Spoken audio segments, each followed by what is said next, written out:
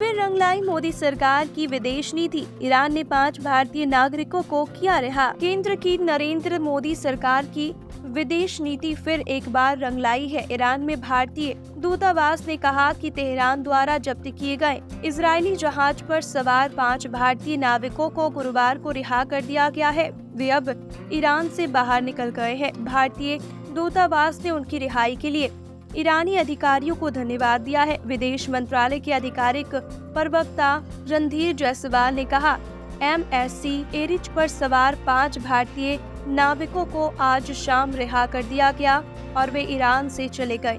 हम बंदर अब्बास में दूतावास और भारतीय वाणिज्य दूतावास के साथ घनिष्ठ समन्वय के लिए ईरानी अधिकारियों की सराहना करते हैं।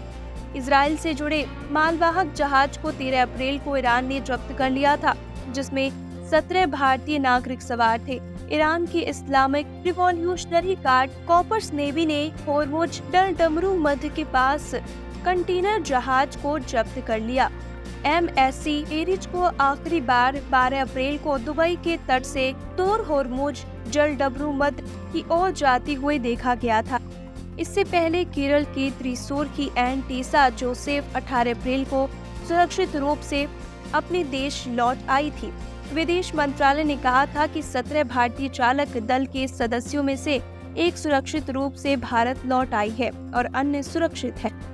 भारत में ईरानी राजदूत इराज इलाही ने भी कहा कि MSC एरिच के चालक दल के सदस्यों में शामिल भारतीय नागरिकों को हिरासत में नहीं लिया गया है, वे जाने के लिए स्वतंत्र है।